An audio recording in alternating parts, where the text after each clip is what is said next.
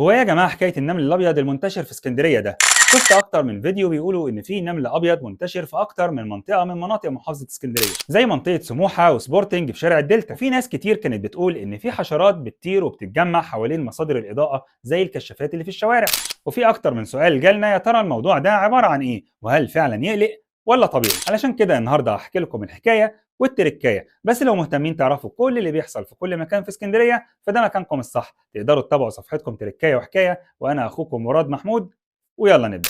في البدايه كده النمل الابيض دي عباره عن حشره بتعيش في مستعمرات تحت الارض، وبتعتمد في غذائها على الخشب والمواد اللي بيكون فيها ماده السليلوز، وللاسف ممكن يكون موجود في مكان لسنين لكن ما بنكتشفش انه موجود غير لما بيظهر التلف على قطعه الخشب دي. طب ليه بقى بيظهر في الوقت ده بالذات؟ لان مع ارتفاع درجات الحراره بيبدا يظهر وبيتكاثر، واحنا مع دخول فصل الصيف ومع وجود جو جاف زي اللي بنعيشه دلوقتي، فدي بتكون بيئه ملائمه انه يظهر من مستعمراته ويخرج من تحت الارض ونشوفه كلنا بعينينا زي ما هو باين. ودلوقتي بيكون موسم التزاوج ليه، لان كل الحشرات المجنحه اللي حضرتك بتشوفها دلوقتي بتخرج من مستعمراتها في الاغلب علشان تتزاوج وتكون مستعمرات جديده. طب ليه دايما بنشوفه حوالين مصادر الاضاءه؟ هل يعني فيها عسل؟ لا، الحقيقه ان الحشرات دي بتنجذب لاي مصدر للضوء، وعلشان كده حضرتك بتشوفها متجمعه حوالين الكشافات في الشوارع او حتى اللمض الموجوده في البلكونات. وجود رطوبه في الخشب، يعني مثلا لو نسيت كرسي في البلكونه والدنيا مطرت عليه، الارضيه نفسها خشب، البلكونات اللي بتكون مصنوعه هي والحلق بتاعها من الخشب،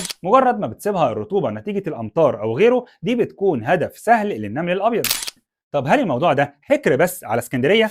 الحقيقه ان برضه في نفس الفتره شفت فيديوهات تانية بتقول ان في انتشار للذباب والناموس في محافظات تانية زي مثلا القاهره والجيزه، وده بياكد اللي بقوله لحضراتكم ان جفاف الجو وارتفاع درجات الحراره بيؤدي لظهور الحشرات دي، وده دايما بنسمعه من واحنا صغيرين، مش لازم يعني نقلق دلوقتي. طب نعمل ايه بقى؟ وهل فعلا الموضوع ده خطر حقيقي ولا مجرد موضوع وعارض؟ طيب لو لقيت خطوط طينيه على الحيطه او تراب ابيض زي الخميره او الدقيق، او لقيت خشب بدا يظهر عليه علامات التهالك، ما تستهونش بالكلام ده، لان ده مؤشر ان ممكن يكون في نمل ابيض في الخشب ده.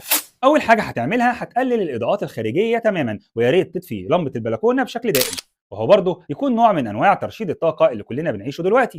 ولو في اي شقوق موجوده في البلكونه يا ريت تسدها تماما. قطعه الخشب اللي موجوده عند حضرتك في البلكونه ده مش مكانها، وخصوصا لو انت اتاكدت انها فعلا اتصابت. طيب تعمل فيها ايه؟ وما ينفعش ان حضرتك تاخدها وترميها لانها بتكون فعلا اتعدت وممكن تاذي حاجات تانية بره شقتك، وممكن ان يكون في قطع في الشقه نفسها طالتها جزء من العدوى وانت مش عارف.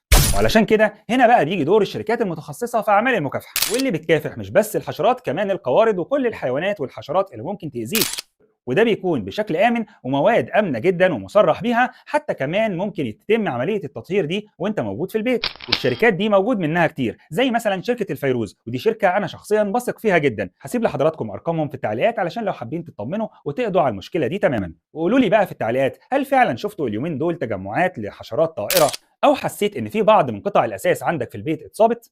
تابعونا علشان دايما تشوفوا وتعرفوا كل جديد. أخوكم مراد محمود، وشكرا لكم.